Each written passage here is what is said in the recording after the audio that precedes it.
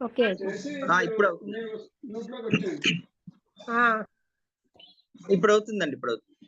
అలాగే madam Annie Besant 1915లో Congress పార్టీలోని మితవాదులు మరియు అతివాదుల మధ్యన ప్రతిష్టంభన ఏర్పడడానికి ఆమె స్ఫూర్తిగా నిలిచారండి. అలాగే 1916లో హోమ్ రూల్ లీగ్ స్థాపించి మరియు మొదటి ప్రపంచ యుద్ధం తర్వాత స్వరాజ్యం కోసం పోరాడేందుకు దాని కార్యకలాపాలను విస్తరించారండి.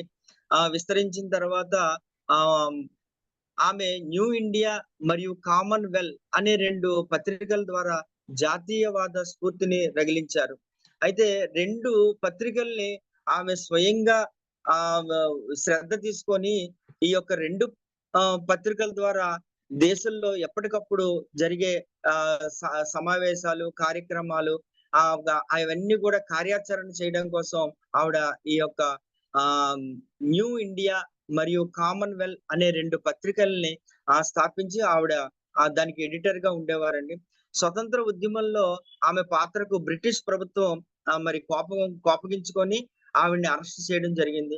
అలాగే ఒక విదేశీయురాలు కావడం వల్ల భారతదేశ కాంగ్రెస్ అంటే కలకత్తాలో ఒక పెద్ద సమావేశం అయినప్పుడు దానికి ఆవిడ ప్రాతినిధ్యం వహించడం నిజంగా గర్వకారణం. అలాగే మరి ఆవిడ ఈ సామాజిక నమ్మకాలైనటువంటి అంటే మన సాంప్రదాయాల్లోని సామాజిక కొన్ని ఆ రోజుల్లో కట్టుబాట్లు ఉండేవండి.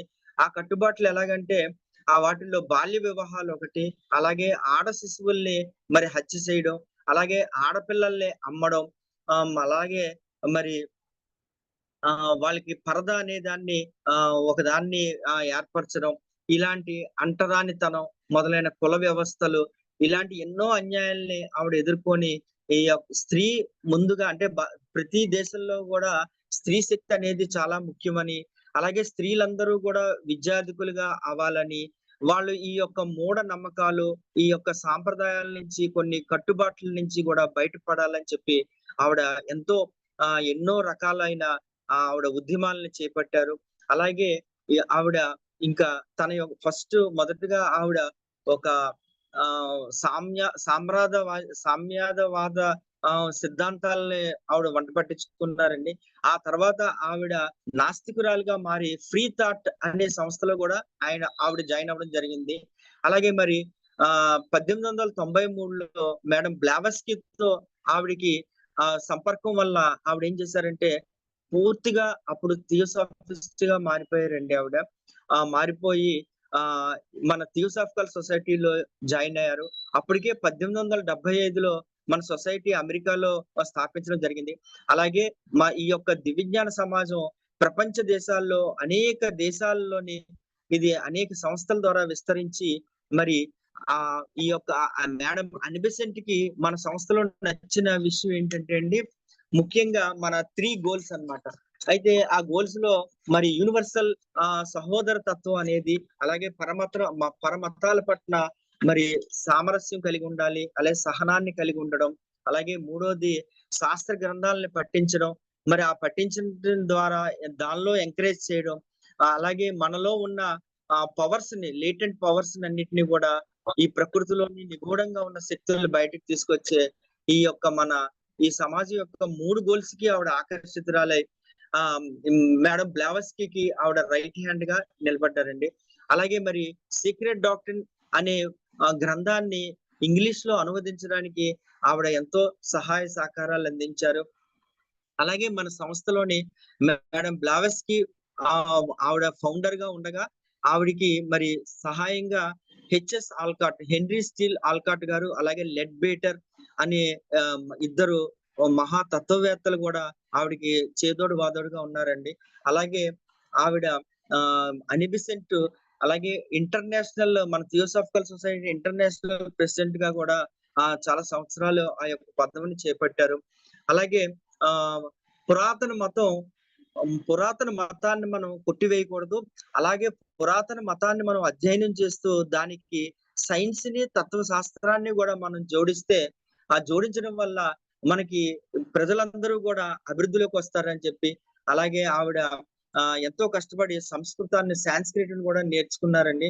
నేర్చుకొని ఈ పురాతన మతాల్ని పునరుద్ధరింపజేయాలని, వాటిని బలోపేతం చేయాలని, ఆ రోజుల్లో ఉన్న మతాలు ఆ టైంలో జొరాస్ట్రియను, జైనిజము, అలాగే సిక్కిజము, బౌద్ధ మతం ఇలా మొదలైన మత పురాతన మతాలన్నిటిని గూడా తీసి పడేయకుండా వాటిలన్నిటిని గూడా మళ్ళీ బలోపేతం చేయాలి. అలాగే ఆ యొక్క వారు నమ్మిన ఆత్మ పరివర్తన, అలాగే కర్మ సిద్ధాంతం మరియు పునర్జన్మ మరియు విముక్తిని విశ్వసించారండి. అంటే అనిబిసెంట్ ఏంటంటే ఆ పురాతన మతాలు ఏవి తప్పుగా చెప్పట్లేదు. అవి మన మానవుని యొక్క ఆత్మ పరివర్తన గురించి, అలాగే కర్మ సిద్ధాంతాల గురించి, పునర్జన్మ గురించి, మరియు మరి ఈ యొక్క విముక్తిని అంటే మనం ఈ యొక్క భవబంధాలన్నిటిని కూడా తెంచుకొని మనం ఒక మనిషి ఆధ్యాత్మిక మార్గంలోకి రావాలని చెప్పి ఆవిడ విశ్వసించి ఆ విశ్వాసాన్ని అందరిలో కూడా పెంపొందించారండి. అలాగే ఆవిడ ఆలోచన శక్తి అంటే థాట్ పవర్ అనే బుక్ ని రాశారు. అందులో మనకి 10 చాప్టర్స్ ఉన్నాయండి. ఆ 10 చాప్టర్‌లో గూడా ఆలోచన, దాని యొక్క శక్తి, దాని యొక్క ఉపయోగం గురించి చాలా చక్కగా ఆవిడ రచించారండి. అలాగే ప్రిన్సిపల్స్ ఆఫ్ మ్యాన్ అంటే 7 ప్రిన్సిపల్స్ ఆఫ్ మ్యాన్ అనే బుక్‌ని గూడా ఆవిడ రచించడం జరిగింది. అలాగే ఆవిడ జీవిత కాలంలోని మరి 800 లెక్చర్స్ ఆవిడ ఇవ్వడం జరిగిందండి. అలాగే ప్రజల మూఢ విశ్వాసాల పట్ల, దేశభక్తి గురించి మంచి సామాజిక వ్యవస్థను స్థాపించారండి.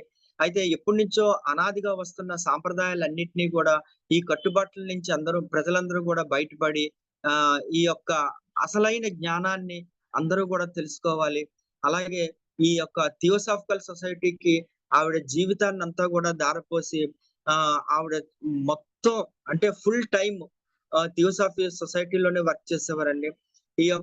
ఈ సొసైటీ వల్ల ఏం జరిగిందంటే అప్పుడు దేశం యొక్క సాంఘిక, సాంస్కృతిక అంటే మన దేశం యొక్క సాంఘిక, సాంస్కృతిక, సామాజిక, రాజకీయ అలాగే సామాజిక మత జీవితానికి కూడా ఎంతో దోహదపడిందండి. అంటే అప్పుడు ఈ యొక్క థియోసాఫికల్ సొసైటీని అనుసరించడం వల్ల ఎంతో మంది సభ్యులు వాళ్ళ యొక్క యాటిట్యూడ్ ఆలోచన విధానాన్ని మార్చుకున్నారండి. మార్చుకొని వాళ్ళు సామాజిక విలువల్ని తెలుసుకున్నారు.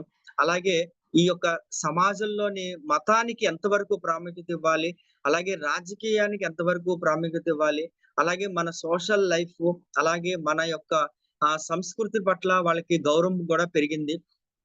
ఇప్పటి వరకు ఒక సాంప్రదాయవాదం మరియు మూఢనమ్మకాల ఆధారంగా సనాతన ధర్మం నడిచేదండి. అయితే నడుస్తుంటే ఈ యొక్క థియోసాఫికల్ సొసైటీ వల్ల ఈ యొక్క అన్ని పాత సాంప్రదాయాలకి, సూత్రాలకి కూడా ఇది ఒక శాస్త్రీయ ఆధారాన్ని అందించిందనమాట అండి. అంటే శాస్త్రపరంగా వాటన్నిటికీ కూడా వీళ్ళు ప్రేరణ ఇచ్చారు. అలాగే చక్కటి సందేశాలు, సూత్రాలని అవన్నీ కూడా శాస్త్రీయ పరంగా ఉండి ఈ పురాతన మత సాంప్రదాయాలన్నీ కూడా ఈ యొక్క శాస్త్రీయ శాస్త్రీయ ఆధారాలని చూపించడం జరిగింది. ఇలా ప్రపంచవ్యాప్తంగా మనం అనేక సంస్థలు కలిగి ఉన్నామండి, శాఖలు కలిగి ఉన్నాం. అలాగే ఆవిడ ఏ మతాన్ని కూడా కించపరచలేదండి. మొత్తం ప్రపంచంలో ఉన్న 40 సంవత్సరాల పాటు అన్ని రకాల మతాలని కూడా ఆవిడ అవపోసన బట్టి వాటిలన్నిటినీ కూడా అధ్యయనం చేసి ఆవిడ ఒక నిర్ణయానికి వచ్చారనమాట అండి చివరికి. ఆ చివరికి వచ్చిన నిర్ణయం ఏంటంటే హిందూ మతం కంటే పూర్తి శాస్త్రీయ తాత్విక మరియు ఆధ్యాత్మిక మతం ఎందులోని ఎక్కడా కూడా కనుగొనబడలేదని చెప్పారండి ఆవిడ. అంటే మన మన సనాతన ధర్మమే చాలా మేలైన ధర్మం అని చెప్పి ఆవిడ కనుగొనడం జరిగిందనమాట. అంటే 40 సంవత్సరాల కృషి తర్వాత 40 సంవత్సరాలు ఆవిడ అనేక రకమైన పరిశోధనలు చేసి అన్ని మతాలని కూడా అధ్యయనం చేసి ఆవిడ చివరికి తేల్చని చెప్పింది ఏంటంటే ఆవిడ చివరికి నేను కనుగొన్నాను ఈ విషయాన్ని, హిందూ మతం కంటే పూర్తి శాస్త్రీయ, తాత్విక మరియు ఆధ్యాత్మిక మతం ఏది నాకు కనబడలేదు అని చెప్పారండి. అలాగే ఎన్నో సామాజిక సంస్కరణలు చేపట్టారు. అంటే బాల్య వివాహాలను నిర్మూలించడం, అలాగే స్త్రీలకు విద్యని, అలాగే వాళ్ళ ఆరోగ్యం పట్ల, వాళ్ళ హక్కుల పట్ల ఆవిడ ఎన్నో మూవ్‌మెంట్స్ చేసి ఒక మంచి స్పీకర్ అన్నమాటండి. అని బెసెంట్ అనే ఆవిడ ఒక మంచి స్పీకరు. ఆవిడ అలాగే మన సమాజానికి మన థియోసాఫికల్ సొసైటీకి సంబంధించిన యూనివర్సల్ ప్రేయర్‌ని గూడా ఆవిడ రచించడం జరిగింది. అలాగే ఒక ఐరన్ లేడీగా పేరు తెచ్చుకున్నారు. ఎన్నో ఉద్యమాలను చేసి బ్రిటిష్ వారికి వ్యతిరేకంగా ఆవిడ ఎదుర్కొన్నారండి. ఆ ఎదుర్కోవడం వల్ల ఆవిడని ఒక ఉక్కు మనిషిగా అంటే ఆవిడని ఒక ఐరన్ వుమెన్‌గా గూడా పేర్కొన్నారు. అలాగే ఆవిడ సంస్కృతం అనేది ఎలా నేర్చుకున్నారంటేనండి, ఒకసారి ఆవిడ వారణాసి ఎళ్ళినప్పుడు అక్కడ పురోహితులు వేద మంత్రాలు చదువుతున్నారు. చదివినప్పుడు అందులో ఒక దోషం దొర్లిందనమాటండి. దొర్లినప్పుడు వెంటనే ఆవిడ నిలబడి ఈ పలానా చోట మీరు శ్లోకాన్ని ఇలా తప్పుగా చదివారని చెప్పి చెప్పడం జరిగింది. ఆళ్ళు వెంటనే సరిదిద్దుకున్నారు. అలాగే ఇంకోసారి మళ్ళీ ఏంటంటే ఇంకొక ఇలాంటి సాంస్కృతిక కార్యక్రమాలు జరుగుతున్నప్పుడు మళ్ళీ కావాలనే అంటే ఈ యొక్క అనిబిసెంట్ మేడంని పరీక్షించడానికి ఏంటంటే కావాలనే తప్పు చదవడం జరిగిందండి. ఆ తప్పు చదవడం వల్ల ఏంటంటే ఆవిడ అప్పుడు కూడా మళ్ళీ లెగిసి చెప్పడం జరిగిందనమాట. ఈ యొక్క ఇలా పొరపాటు ఇలా జరిగింది. ఈ పొరపాటు ఇక్కడ జరిగిందని చెప్పి ఆవిడ చెప్పారనమాటండి. ఆ విధంగా అప్పుడు ఆ యొక్క ఆ సొసైటీలో ఉన్న సభ్యులందరూ గూడా ఆ బ్రాహ్మణ సంఘాలన్నీ గూడా ఆవిడ్ని అప్పుడు శ్వేత సరస్వతిగా ఆవిడ్ని అందరూ ఒప్పుకున్నారు. ఒప్పుకొని చాలా మెచ్చుకోవడం జరిగిందనమాటండి. అలాగే మరి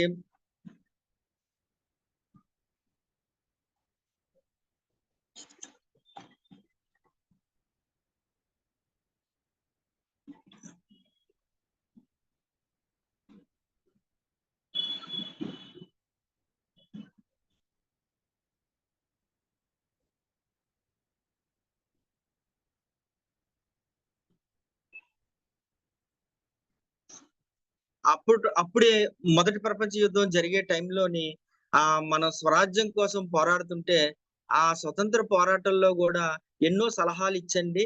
అక్కడ మనకి మన మన భారతదేశంలో ఉన్న తీవ్రవాదులుగా కొంతమంది ఉండేవారు. అలాగే మరి మితవాదులు కొంతమంది ఉండేవారు. వాళ్ళిద్దరికీ గూడా సంయమనం కలిగజేసి ఆవిడ ఒక స్ఫూర్తిగా నిలబడ్డారనమాటండి.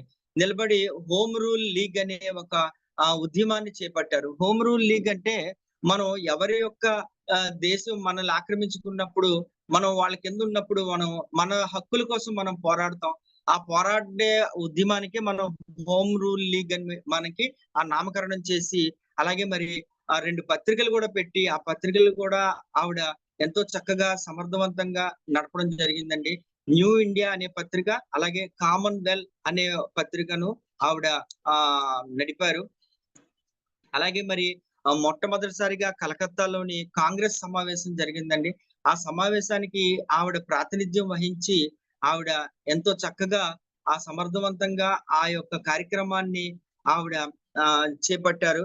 అలాగే మరి మన సమాజంలో ఉన్న ఈ కుల వ్యవస్థల్ని, అలాగే అంటరానితనాన్ని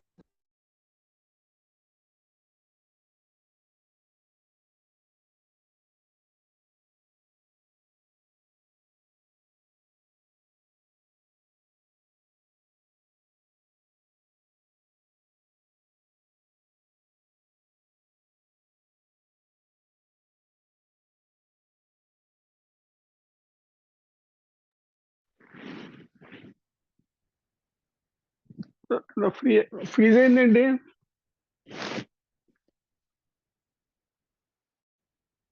ఆయనది వినబట్టం లేదు.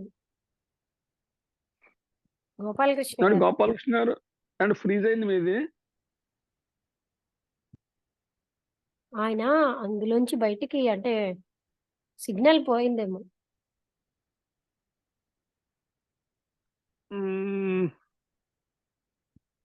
నేను ఎక్కడున్నాడు ఈయన అసలు? ఎగ్జిట్ అయిపోయినట్టు కనిపిస్తుంది.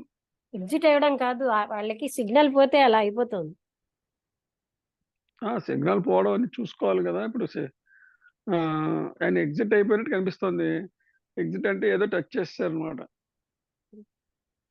సిగ్నల్ అయినా పోయినా ఎగ్జిట్ అయినా. గోపాలకృష్ణ గారికి ఫోన్ చేస్తే స్విచ్ ఆఫ్ వస్తుంది మేడం, స్విచ్ ఆఫ్ వస్తుందండి. కాల్ చేశాను రెండు నెంబర్లకి. అవునా? ఎస్ ఎస్ ఇప్పుడే కాల్ చేసి 2 నెంబర్లు కాల్ చేశాను. లక్ష్మి గారు మీరు చేయండి. ఇప్పుడు మనం 7 ఉన్నాం. మనకి ఫస్ట్ సెషన్ ఇప్పుడు 11:40 ముందు 3 minutes ముందు అయిపోతుంది అనుకుంటాను. వచ్చేనట్టున్నారు. గోపాలకృష్ణ గారు వచ్చారు. వచ్చారండి. గోపాలకృష్ణ గారు వినబట్లేదండి, ఆయన మాట్లాడుకుని వెళ్ళిపోతున్నారు, వినబడట్లేదు. ఆయన మ్యూట్ లో ఉన్నారు. గోపాలకృష్ణ గారు మ్యూట్ లో ఉన్నారు. ఓకే మేడం, వినిపిస్తుందండి? వినిపిస్తోంది. మధ్యలో ఓకే. అయిపోయారు. కట్ అయిపోయింది సార్, కట్ అయిపోయింది. నేను మళ్ళీ ఎంటర్ అయ్యానండి, మళ్ళీ ఎంటర్ అయ్యాను. Okay okay sir. ఓకే. ఇప్పుడు మనకి ఫస్ట్ సెషన్ 11:40కి అయిపోతుంది, 2 minutes ముందు 11:38 అలాగా. Okay sir. వాళ్ళు మళ్ళీ రీస్టార్ట్ అవుతుంది ఆటోమేటిక్ గా. ఇంకో జూమ్ 11:40 కావాలండి. అంటే మళ్ళీ మరో జూమ్ మనం స్టార్ట్ చేద్దాం ఇప్పుడు. సరే సరే. లక్ష్మి గారు స్టార్ట్ చేస్తారు, మళ్ళీ ఒకసారి అందరూ ఆటోమేటిక్ గా ఒకసారి స్టార్ట్ చేయకపోయినా అందులోకి వచ్చేస్తారు అందరూ. ఓకే. 11:40 ముందు 2 minutes ముందు. ఓకేనండి. ఓకే, మొదలు పెట్టండి. సార్, ఫస్ట్ డాక్టర్ అనిబిసెంట్ మొదటగా ఆవిడ ఒక నాస్తికురాలుగా ఉన్నారండి. నాస్తికురాలుగా ఉండి ఆవిడ ఈ ఆధ్యాత్మిక పరమైన జీవితానికి చాలా దూరంగా ఉండేవారు. అలాగే ఫ్రీ థాట్ అనే ఒక సంస్థలో జాయిన్ అయ్యి ఆవిడ చాలా నాళ్ళు నాస్తికురాలుగా ఉన్నారు. మరి 1893లో ఆమె బ్లావస్కీ గారి చేత ప్రభావితం అయ్యి ఈ యొక్క సొసైటీలో సభ్యురాలుగా చేరారండి. చేరి ఆ సొసైటీలో పనిచేసి దానికి ఒక కేంద్రంలా వర్క్ చేశారనమాట అండి. అంటే అనేక రకాలైన పుస్తకాలు స్టడీ చేసి పుస్తకాలు రాయడం, అలాగే దగ్గర దాదాపు ఆవిడ 800 లెక్చర్స్ ని ఆవిడ ఇవ్వడం జరిగింది మొత్తం ఆవిడ జీవిత కాలంలో. మరి చేయడం జరిగింది. అలాగే ఆవిడ మన సొసైటీలోకి వచ్చిన తర్వాత ముఖ్యంగా మన ప్రధానమైన 3 గోల్స్ ఆవిడకి పట్ల ఆవిడ ఆకర్షితురాలు అయిన తర్వాత ఆవిడ ఏమనేవారంటే ప్రతి ఆధ్యాత్మికతను ఎలా చూడాలంటే, ఏ దృష్టితో చూడాలంటే, మరి మన పురాతన మతాన్ని మనం దాన్ని ఒక స్టాండర్డ్ గా తీసుకొని దాన్ని సైంటిఫిక్ మరియు ఫిలసాఫికల్ దృష్టిలో చూడాలని చెప్పి, అంటే పురాతన మతాన్ని సైన్స్ మరియు తత్వశాస్త్రాన్ని అధ్యయనం చేయడం ద్వారా మన యొక్క స్టాండర్డ్స్ ని, అంటే సంస్కృతిని మనం పెంచుకోవడం అనేది ఆవిడ చెప్పారండి.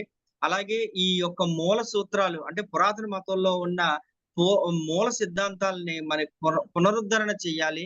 అలాగే మన సనాతన ధర్మంతో పాటు అనేకమైన మిగిలిన పెద్ద ధర్మాలు కూడా మనతో పాటు ఉన్నాయండి, కొన్ని మతాలు. అందులో ముఖ్యంగా జోరాస్ట్రనిజం, అలాగే సిక్కిజం, బుద్ధిజం, ఇలాంటి రకరకాల మతాలు కూడా ఉన్నాయి. మరి ఆ మతాలను కూడా బలోపేతం చేయాలి. అలాగే మనం పరమతాన్ని సహనాన్ని కలిగి ఉండాలి. అలాగే మనం అన్ని మతాలని మనం అవపోసన పడితేనే, అన్ని మతాలని మనం అధ్యయనం చేస్తేనే మనం అసలు సత్యాన్ని తెలుసుకోగలమని చెప్పి ఒక మార్గాన్ని ఆవిడ సూచించడం జరిగింది. అలాగే అన్ని మతాల్లో కూడా ప్రతి మతంలో చెప్పేది ఒకటే, ఆత్మ పరివర్తన గురించి. అలాగే కర్మ సిద్ధాంతాలు ఎలా ఉంటాయి, కర్మ సిద్ధాంతం అంటే ఏంటి, ఒక జీవి ఒక చోట పుట్టినప్పుడు అది ఎవరు కూడా ఉద్దేశించి నిర్మించింది కాదు. కర్మ సిద్ధాంతం అనేది దానికదే ప్రకృతిలో ఉంటది. అలాగే మరి అలాగే మరణించిన ప్రతి జీవి కూడా మళ్ళీ పునర్జన్మ తీసుకోవడం అనేది ఉంటుంది. అలాగే ప్రతి మనిషి కూడా ఈ భౌతిక ప్రపంచంలో జీవించినంత కాలం జీవిస్తూ, మరి అలాగే అన్ని ఆచార వ్యవహారాల నుంచి కూడా విముక్తి పొంది, అలాగే మోక్షాన్ని సాధించాలని చెప్పి కూడా ప్రతి మతం కూడా విశ్వసిస్తుందండి. అదే బేస్ మీద మన సనాతన ధర్మంలో కూడా జరుగుతుంటది అని చెప్పి ఆవిడ అన్నారు. అలాగే మనందరికీ తెలిసిందే, థాట్ పవర్, ఆలోచన శక్తి గురించి చాలా అద్భుతంగా ఆవిడ రాశారు. అయితే మన యొక్క ఆలోచనలన్నీ కూడా ఈ ప్రపంచంలోకి రిలీజ్ చేయబడుతుంది. మనం పాజిటివ్ గా థింకింగ్ చేస్తే మన థింకింగ్ అంతా కూడా ఈ ప్రపంచం అంతా స్ప్రెడ్ అవుతుంది. అలాగే మనం మనం ఇంటర్నేషనల్ గా అంటే ప్రపంచ వ్యాప్తంగా కూడా శాంతిని నెలకొల్పాలంటే మనం ఈ యొక్క గుడ్ థాట్స్ ని రిలీజ్ చేయడం వల్ల మన యొక్క ఎదుటి మనిషి యొక్క మనసును కూడా మార్చవచ్చు. అలా మంచికి, మానవత్వానికి ఈ యొక్క థాట్ పవర్ అనే దాన్ని మనం వినియోగించవచ్చని ఆవిడ 10 చాప్టర్‌ల్లో ఈ యొక్క థాట్ పవర్ గురించి చాలా అద్భుతంగా రచించడం జరిగిందండి. అలాగే మరి 7 ప్రిన్సిపల్స్ ఆఫ్ మ్యాన్ అనే బుక్‌ని రాశారు. ఆ 7 ప్రిన్సిపల్స్ లో కూడా చాలా అద్భుతంగా ఒక మనిషి యొక్క డెవలప్‌మెంట్ అభివృద్ధి అనేది ఎలా జరుగుతుందనేది ఆవిడ చాలా విపులంగా విశదీకరించారు.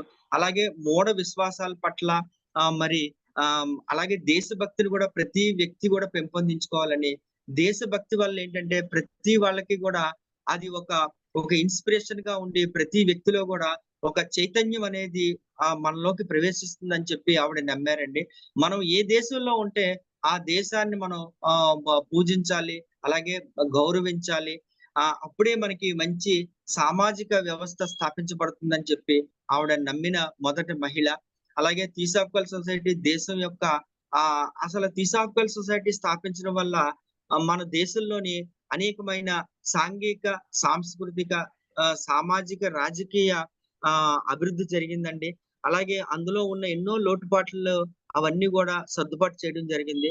అలాగే ఈ యొక్క సమాజంలో మన మత జీవితానికి ఎంత ప్రాముఖ్యత ఇవ్వాలి, అలాగే మరి మతాన్నే కేవలం ఆచరించకుండా మనం మతంతో పాటు కూడా ఒక తత్వ శాస్త్రాన్ని కూడా మనం అధ్యయనం చేయాలని, అలాగే దానికి సైంటిఫిక్ గా అంటే సైన్స్ పరంగా కూడా మనం కృషి చేయాలని చెప్పి ఇదంతా కూడా ఈ మన యొక్క ఆధ్యాత్మిక ప్రయాణానికి ఎంతో దోహదపడుతుందని చెప్పి ఆవిడ మనకి అనిబిసెంట్ గారు చాలా చక్కగా వివరించారండి. అప్పటి వరకు మరి మన భారతదేశం ఎలా నడుస్తుందంటే సాంప్రదాయాల మీద, అలాగే కొన్ని నమ్మకాలు అంటే అవి మూఢనమ్మకాలు కావచ్చు, అలా తరతరాలుగా వస్తున్న సాంప్రదాయాలు కావచ్చు.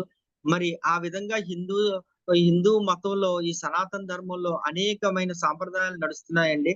అయితే మరి అప్పటి వరకు నడుస్తున్న ఆ సూత్రాలకి ఈ యొక్క మన దివ్యజ్ఞాన సమాజం ఏం చేసిందంటే ఒక శాస్త్రీయంగా ఆధారాన్ని క్రియేట్ చేసి అందించే వాటిలన్నిటినీ కూడా శాస్త్రీయ దృక్పథం, అలాగే శాస్త్రీయ కోణంలో మనం ఈ యొక్క సాంప్రదాయాల్ని ఎలా చూడాలి, అలా ఈ సాంప్రదాయాలు ఎందుకు పెట్టారు, ఈ యోగాలు ఎందుకు పెట్టారు, ఈ యొక్క సాంప్రదాయాల్లోనే మనకి ఎన్నో జ్ఞాన యోగ సూత్రాలు ఉన్నాయి, అలాగే ఆరోగ్య సూత్రాలు ఉన్నాయి, అలాగే తత్వశాస్త్రం అనేది అందులో నిగూఢంగా ఉన్నదని చెప్పి మనకి అందించడం జరిగిందండి.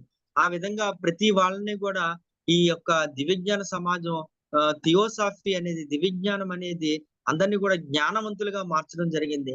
అప్పుడు ఈ యొక్క సొసైటీలో చాలా మంది అంటే మన సమాజంలో ఆల్మోస్ట్ 50 to 60% అందరూ కూడా ఈ సొసైటీలో సభ్యులుగా చేరి వాళ్ళు అందరూ కూడా ఈ దివ్యజ్ఞానాన్ని అధ్యయనం చేసేవారు. అలాగే ఈ విధంగా అనిబిసెంట్ ఇచ్చిన ప్రతి ప్రతిపాదించిన ప్రతి సూత్రాలు కూడా ఆవిడ జీవితాన్ని అంతా కూడా దారబోసి 40 సంవత్సరాల పాటు భారతదేశమే కాదండి, ప్రపంచంలో ఉన్న అనేక మతాలని ఆవిడ అవపోసన బట్టి వాటిలన్నిటినీ కూడా స్టడీ చేసి అధ్యయనం చేసి ఆవిడ చివరిగా ఒక నిర్ణయానికి వచ్చారండి. ఆ నిర్ణయం ఏంటంటే నేను ఈ యొక్క ఒక చివరిగా ఒక నిర్ణయానికి వచ్చానని చెప్పి ఆవిడ చెప్పడం జరిగింది. ఆ నిర్ణయం ఏంటంటే మరి ఈ హిందూ మతం లాంటి ఈ సనాతన ధర్మం మన భారతదేశంలో ఈ సనాతన ధర్మం అనేది పూర్తిగా శాస్త్రీయబద్ధమైనది. అలాగే తత్వశాస్త్రాలను కూడా అందులో తత్వశాస్త్రానికి సంబంధించిన జ్ఞానం కూడా ఉన్నది. ఇలాంటి ఆధ్యాత్మిక మతం ఈ ప్రపంచంలో ఏది కూడా కనుగొనబడలేదు ఇప్పటి వరకు అని చెప్పి ఆవిడ ఫుల్ గా స్టేట్మెంట్ ఇవ్వడం జరిగిందండి. ఈ సామాజిక సంస్కరణలో అనేకమైన సామాజిక సంస్కరణలు చేపట్టి ఒక మంచి నిర్ణయాన్ని తీసుకున్నారు. ఆ మంచి నిర్ణయాన్ని తీసుకొని ఆవిడ యొక్క జీవితాన్ని అంతా కూడా దివ్యజ్ఞాన సమాజానికి, అలాగే భారతదేశానికి ఆవిడ చేశారండి. అలాగే విద్యారంగంలో అలాగే స్త్రీల యొక్క స్త్రీ జనోద్ధరణకి, అలాగే స్త్రీల యొక్క రైట్స్, వాళ్ళ యొక్క చట్టాల గురించి ఆవిడ ఎంతో ఆవిడ ఫైట్ చేశారు. అలాగే ప్రతి స్త్రీ కూడా విద్యావంతులు అవ్వాలి. ఎందుకంటే ప్రతి పిల్లలకి కూడా ఈ రోజు పిల్లలే రేపటి పౌరులు అని చెప్పి ఆవిడ చెప్పడం జరిగింది. అలా జరగాలంటే ప్రతి ఇంట్లో కూడా మొదటి గురువు స్త్రీగా ఉంటారు కాబట్టి స్త్రీకి కంపల్సరిగా విద్య అనేది అవసరం అని చెప్పి ఆ రోజుల్లో ఆవిడ చాలా గట్టిగా నొక్కి చెప్పారు. అలాగే మరి మన సొసైటీలోని ప్రతి సంస్థలోని వారి సంస్థ యొక్క అభివృద్ధి కోసం ఒక ప్రేయర్ ఉంటదండి. ఆ ప్రేయర్ కేవలం వాళ్ళ సంస్థలకు సంబంధించి ఉంటది. కానీ డాక్టర్ అనీ బెసెంట్ ఏం చేశారంటే ఇప్పుడు మనం క్లాస్ స్టార్ట్ చేసే ముందు కూడా యూనివర్సల్ ప్రేయర్ చేసాం. ఆ యూనివర్సల్ ప్రేయర్ ఏంటంటే మొత్తం యూనివర్స్ గురించి అన్నమాట అండి. యూనివర్స్ అంతా కూడా అభివృద్ధి చెందాలి. అలాగే ప్రతి అణువులోని మనం ఉన్నాము. అలాగే ఈ ఆత్మ పదార్థం అనేది దాగున్నది. అలాగే మరి ఈ ఆత్మ పదార్థం అంతా, ఈ విశ్వం అంతా కూడా వ్యాప్తి చెంది విస్తరించున్నదని చెప్పి ఒక చక్కటి యూనివర్సల్ ప్రేయర్ రాయడం జరిగిందండి. అందులో ఎంతో సాక్రిఫైసింగ్ కనబడుతుంది. ఎందుకంటే మన సమాజ అభివృద్ధి కోసమే కాకుండా మరి విశ్వం యొక్క అభివృద్ధి గురించి, అలాగే మన చుట్టూ ఉన్న 5 ఎలిమెంట్స్ గురించి కూడా చాలా చక్కగా ఆ యూనివర్సల్ ప్రేయర్ లో రాయడం జరిగింది. అలాగే మన దేశస్తురాలు కాకపోయినా, భారతదేశస్తురాలు కాకపోయినా మనందరం కూడా విద్య కోసం మరి సరస్వతీ దేవిని మనం పూజిస్తామండి, గౌరవిస్తాం. మన సరస్వతీ దేవి వల్లే మనకి ఈ యొక్క విద్యా బుద్ధులు, జ్ఞానం కలుగుతుందని మనం నమ్ముతాం. అలాగే మనం పూజించే దేవత సరస్వతీ దేవి అంత పేరుని ఆవిడ సంపాదించుకున్నారండి. మన భారతదేశంలో ఉండి ఆవిడ చేసిన విద్యకి చేసిన మరి సేవ వల్ల ఆవిడ ఎంతో చక్కగా మరి సంస్కృతాన్ని కూడా ఆవిడ అధ్యయనం చేసి ఎన్నో శాస్త్ర గ్రంథాలన్నీ కూడా, అంటే హిందూ గ్రంథాలన్నింటినీ కూడా ఆవిడ స్టడీ చేశారు. రామాయణ మహాభారతాలని కూడా అన్నిటినీ చదివి, అలాగే భగవద్గీతని మొదటిసారిగా ఆవిడ ఆంగ్లంలోకి అనువదించారండి. మన భగవద్గీతని అనువదించారు. అలాగే మరి మనం ఇందాక ఎగ్జాంపుల్ చెప్పుకున్నాం. వారణాసిలో ఒక చోట మరి శాస్త్రీయ సభలు జరుగుతున్నప్పుడు అక్కడ సాంస్కృతిక శ్లోకాలు చదువుతున్నప్పుడు అందులోని పొరపాటుని ఆవిడ గ్రహించి వెంటనే ఆవిడ లేచి అప్పీల్ చేయడం జరిగింది. అప్పుడు వాళ్ళు తమ యొక్క దోషాన్ని వాళ్ళు సరిదిద్దుకున్నారు. అలాగే రెండోసారి కూడా ఆవిడని పరీక్షించారనమాట. ఆవిడ నిజంగా ఏదో కాకతాళీయంగా చెప్పారా, లేకపోతే నిజంగానే చెప్పారా అన్న విషయాన్ని తెలుసుకుందాం అని చెప్పి కావాలనే వాళ్ళు దోషపూరితంగా చదవడం జరిగింది. అయితే ఎప్పుడైతే అలా చదివారో మళ్ళీ ఆవిడ సెకండ్ టైం కూడా దాన్ని ఐడెంటిఫై చేసి మీరు ఇక్కడ పలానా విషయాన్ని ఇలా తప్పుగా చదవడం జరిగిందని చెప్పి ఆవిడ చెప్పారండి. అంటే ఆవిడ ఎంత బాగా ఆ సంస్కృతాన్ని అధ్యయనం చేశారో మీరు ఈ యొక్క ఎగ్జాంపుల్, అంటే ఈ ఉదాహరణ వల్ల మనకు అర్థమవుతుంది. అప్పుడు అక్కడ ఉన్న పండితులందరూ కూడా ఆవిడ యొక్క ప్రతిభకి, ఆవిడ యొక్క జ్ఞానానికి వాళ్ళందరూ కూడా ఆశ్చర్యపడి ఈవిడ మామూలు వ్యక్తి కాదు, ఈవిడ మరి విదేశీయురాలు కాబట్టి ఆవిడ శ్వేత సరస్వతి అని చెప్పి ఆవిడకి ఆ బిరుదు ఇవ్వడం జరిగింది. ఆ విధంగా ఆవిడకి శ్వేత సరస్వతిగా ఆవిడని గౌరవించడం జరిగింది అనమాట. అలాగా మరి అనేకమైన రంగాలలో మన భారతదేశ స్త్రీ కాకపోయినప్పటికీ ఆవిడ భారతదేశ అభివృద్ధికి ఎంతో, అలాగే స్వతంత్ర సమరంలో కూడా ఆవిడ పాల్గొని విద్య పరంగా మరి బెనారస్ హిందూ యూనివర్సిటీని స్థాపించడంలో